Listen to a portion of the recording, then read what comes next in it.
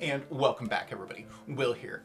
On today's episode, we're going to be talking about Rudolf Steiner. He was mentioned by somebody when I put together my list of top research scientists about the consciousness.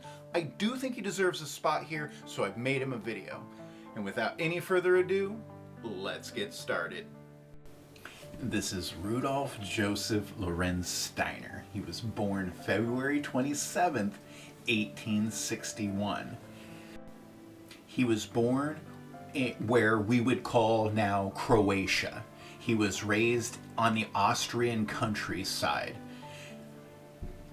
He studied at the Vienna Institute of Technology, where his precision with physics and chemistry would later merge with his intuitive understanding of metaphysics. While still a student, he was chosen to edit the scientific writings of Johann Wolfgang von Goethe, the great poet-scientist who viewed nature as a living organism. This experience profoundly shaped Steiner's worldview that knowledge and imagination were not opposites, but partners.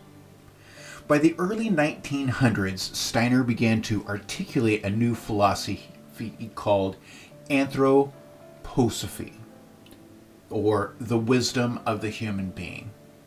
He described it a path of knowledge that connects the spiritual in the human to the spiritual in the universe. In his words, Anthroposophy is a way of understanding the human being as a bridge between the physical and the spiritual worlds.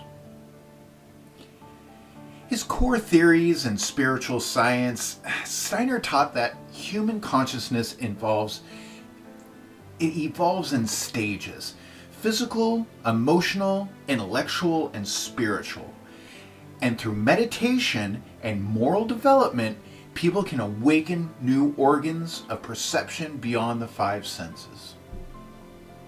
He called this inner training spiritual science. It was a disciplined method for observing the invisible dimensions of reality as carefully as one studies nature through a microscope. He sought that not as a byproduct of the brain, but as a living force, an expression of the same creative intelligence that formed the stars. Steiner often described the human being as composed of four interwoven bodies: the physical body, our material form; the etheric body, the field of life energy that sustains growth; the astral body, the seat of sensation and emotion; and the I organization, or true self, spiritual center capable of awareness and transformation. To Steiner, awakening the I was the purpose of human evolution, realizing ourselves as conscious co-creators within a living cosmos. So let's talk about a few of his other accomplishments here. In 1919, Steiner was invited to create a new kind of school for the children of factory workers in Stuttgart, Germany. That became the first Waldorf school, a movement that would eventually spread worldwide. Waldorf education is based on the idea that learning should nurture the whole human being, body, soul, spirit, rather than focusing only on intellect. Children are taught through rhythm, art, movement, and imagination, allowing creativity to unfold naturally at each development stage. Today, there are more than 1,000 Waldorf schools around the world continuing that vision. Beyond that, biodynamic agriculture. Steiner also revolutionized farming. In 1924, he introduced biodynamic agriculture, one of the earliest forms of what we now call organic farming. He taught that soil, plants, animals, and the cosmos form one interconnected organism, and that the farmer's consciousness directly affects the vitality of the land.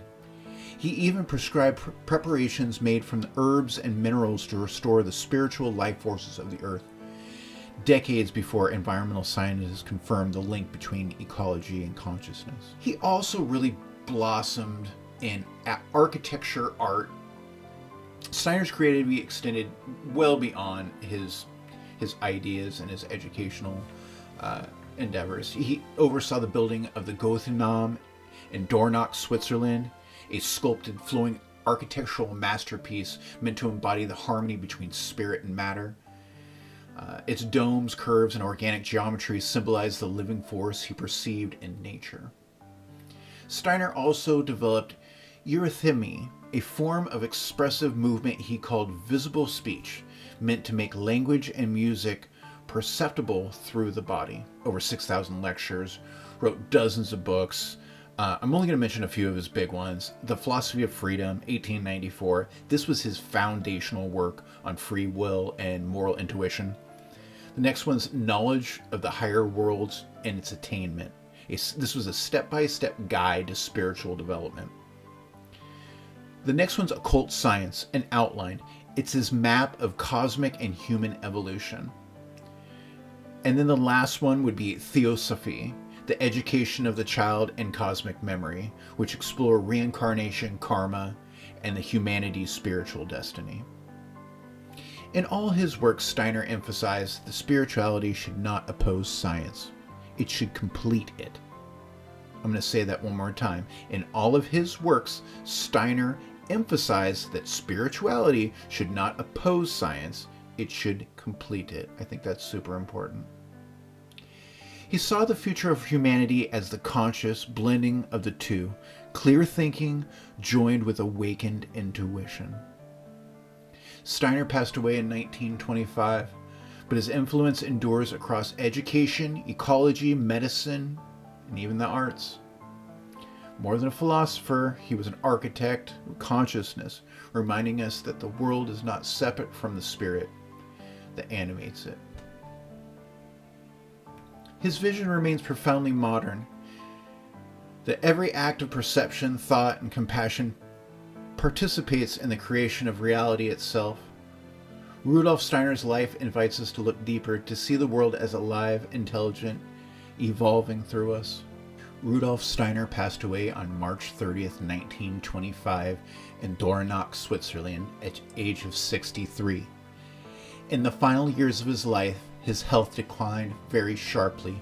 Most historians and biographers believe due to chronic exhaustion and serious stomach or intestinal illness. Some suggest cancer, though was never formally diagnosed. Between 1923 and 1925, he continued to lecture, write, oversee the rebuilding of the Guthrie after it was destroyed by arson in 1922, often working from bed despite increasing weakness.